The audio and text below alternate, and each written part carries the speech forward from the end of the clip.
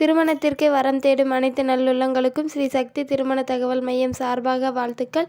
நாங்கள் தரும் அனைத்து வரன்களும் பெண் வீட்டாரின் விருப்பத்தோடு தருகிறோம். இதில் சில போட்டோக்கள் மறைத்து காட்டப்படும் பெண் வீட்டாரின் விருப்பத்திற்காக.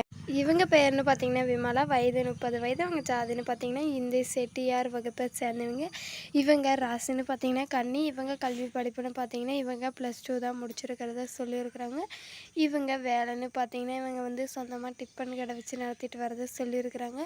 இவங்க வந்து ரொம்ப ஏழ்மையான குடும்பத்தில் இருந்த பொண்ணு தான். இப்போ வந்து வேலைக்கு போயிட்டு அதுக்கப்புறம் இப்போ வந்து ஒரு டிஃபன் கடை சின்னதாக வச்சு நடத்திட்டு இருந்தாங்க. இப்போ வந்து கொஞ்சம் பெரிய கடையை வச்சு நடத்திட்டு வரதா சொல்லியிருக்கிறாங்க. இவங்க வசதின்னு பார்த்திங்கன்னா சொந்தமாக வீடு மட்டும்தான் இருக்குது.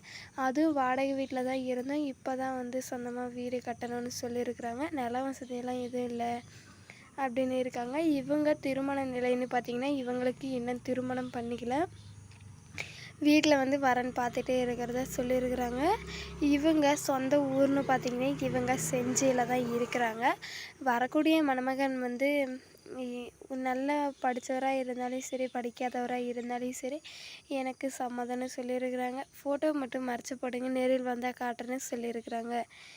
இவங்க பேர்னு பார்த்திங்கன்னா இவங்க துர்கா, வயது 29 வயது. இவங்க ஜாதின்னு பார்த்திங்கன்னா இந்து சைவ பிள்ளை வகுப்பை சேர்ந்தவங்க.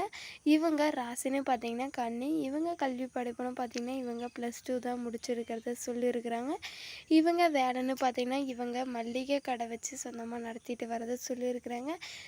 சொந்தமாக வந்து இப்போ 2 கடை இருக்கிறதாகவும் சொல்லியிருக்கிறாங்க. இவங்க வசதின்னு பார்த்திங்கன்னா சொந்தமாக வீடு இருக்குது. நிலம் வந்து சும்மா ஒரு 10 ஏக்கரா நிலம் இருக்கிறத சொல்லியிருக்கிறாங்க. நிலம்லாம் அவ்வளவோ இல்லை அப்படின்னு சொல்லியிருக்கிறாங்க. இவங்க திருமண நிலைன்னு பார்த்திங்கன்னா இவங்களுக்கு திருமணம் ஆகிருச்சு. திருமணம் ஆகி விவாகரத்து ஆயிடுச்சு. இவங்க வந்து இப்போ தனிமையில் தான் இருக்காங்க. ஒரு துணை வேணுன்றதுக்காக தான் மறுமணம் செஞ்சுக்கிறேன்னு சொல்லியிருக்கிறாங்க. இவங்க சொந்த ஊர்னு பார்த்திங்கன்னா இவங்க கும்பகோணத்தில் தான் இருக்கிறாங்க. உங்களுக்கு எதுனா சந்தேகம் இருந்தால் தம்ப்லைனில் இருக்கிற வாட்ஸ்அப் நம்பரில் தொடர்பு கொண்டு பேசுங்க. இந்த சேனலுக்கு புதிய பார்வையாளராக இருந்தால் சப்ஸ்கிரைப் பண்ணிக்கோங்க.